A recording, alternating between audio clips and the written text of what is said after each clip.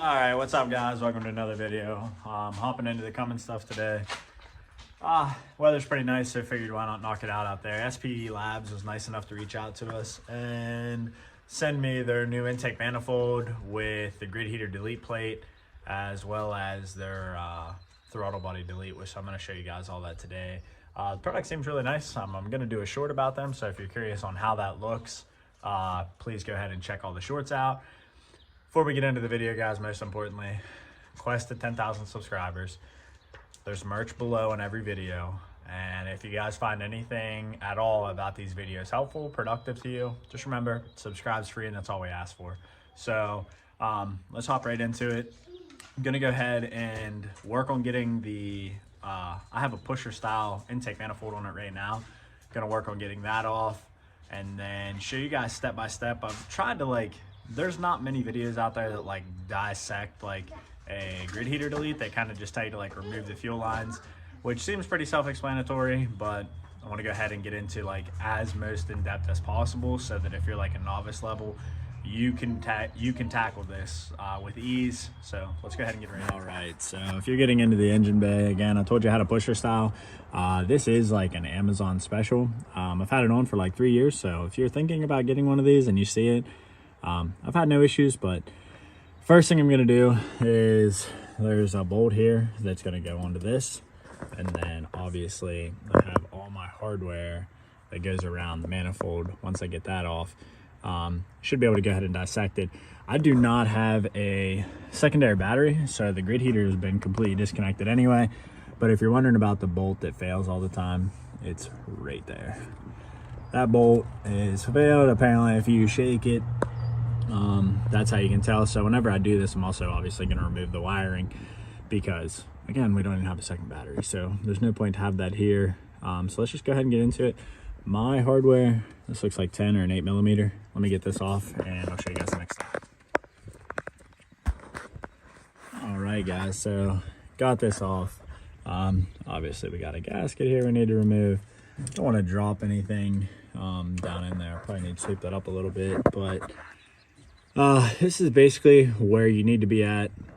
This, you're gonna have two clips that are coming off your intake plenum, your intake horn. Sorry, horn, not plenum. This is going to be in the bottom. This one is if you have that flap or the valve for the throttle body. I do not, so this just stays disconnected. No reason to worry about that, but I will have to take the sensor off of the old one and go from there. But first step is I'm probably going to put a towel rag over that. I don't want anything to fall down, and then I'm going to start working systematically my way back. So I'm going to take this off, completely disconnected from the rail, and then keep doing that all the way back. I'm not going to lie, I'm looking back there and that looks like quite a mess, but once I get this wire out of the way, give myself a little bit more room to work. So just kind of showing you guys where I'm at, process of exactly step by step on how I'm doing it.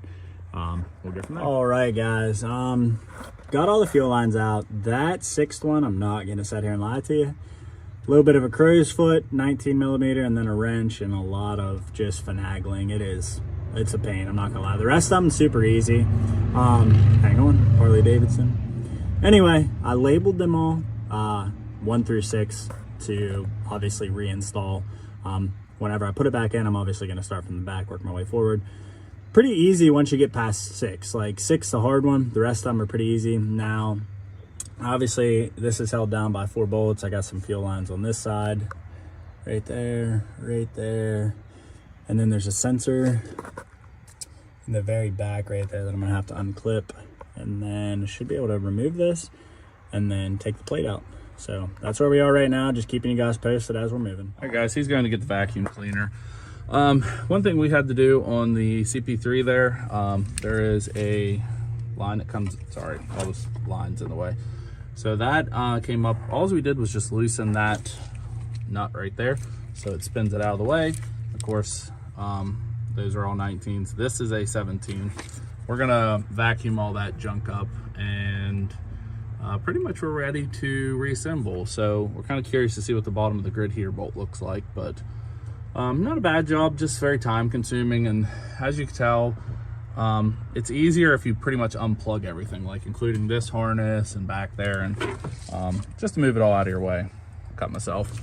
But yeah, so once this comes out, we'll show you, we're gonna clean this stuff up. We'll show you what the grid heater bolt looks like. All right, so this is what everything looks like. That sensor's gotta come out still. So obviously guys, you wanna make sure this sensor, you get it out. Be very, very careful with this sensor. It's very expensive. My bolt on the bottom right here actually looked fine. There wasn't any play or anything in the top, but I still wanted to do this. And then you guys can see all the buildup in there. Now you gotta think it's got some miles on it. Like this definitely has some miles on it. So I'll show you guys this, and then we'll get the Spelab on. All right guys, so we got it all together. Well, all of it out. We're gonna vacuum the plenum in the truck. You guys can see the threaded hole right there. That's where your sensor is gonna go. Want to do that while it's outside of the truck. It's gonna give you more room to be able to access it. And then that's the only thing. All right, so we got this back in. We only put 2 bolts in here. These aren't probably actually where they go anyway. We're just trying to hold the gasket so it doesn't go anywhere. There's the spacers underneath the rail that they provided. It goes in each one of those. We're gonna work on just going through and putting the bolts through there. So looks actually really, really good. Now you don't have to worry about the grid heater bolt snapping off. Okay, so we're back to the install part. We ended up tightening the bolt at the CP3. We put the other bolt back on there for the fuel rail. So the 10mm bolts that are on here are supposed to be torqued to 18 foot-pounds. And now we're gonna go ahead and start working from the back. We're gonna work on the terrible one. Once you get past 6, the rest are kind of easy, but we're gonna work on getting the one all the way in the back. So once we get those, I'll show you what we gotta do from that point. Okay, all fuel lines are tight at this point. We might start rerouting some of the harness to the back now. Plug in all the sensors, like the one at the end of the fuel rail, the 2 that go in the valve cover, and then of course, you know, actually the one that goes up top there too. And then we also unhook that one over on this side too. So we might do that just to get some of this stuff out of the way. And then next is the intake horn.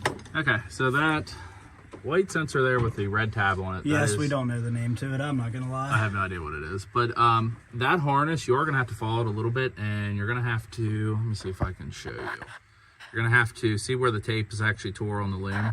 Sorry about the really bad camera angle. But anyway, you are gonna have to cut the the tape on the harness a little bit so it can actually reach to that sensor that's back there.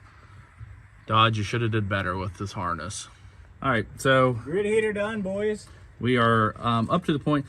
Should have mentioned, we forgot that they actually provide a new fuel line for the front. So the one that we put on is kind of irrelevant, but that's okay. We don't want anything in the rail or going into the injector. So don't know if we're gonna finish up the horn today or not, but at least we are this far. Everything is plugged back in. Looks really good. If you're curious about your grid heater, guys, this is a step-by-step to walk you through.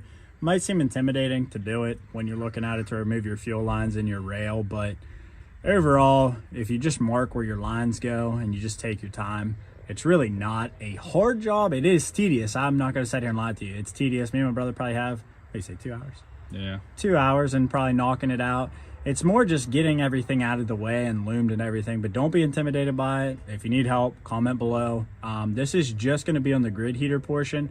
Next video that you guys see after this one is gonna have the brand new Spelab intake horn, which is sick looking. So guys, like, subscribe. Quest to 10,000 is always still the same. Until next time, support those who support you.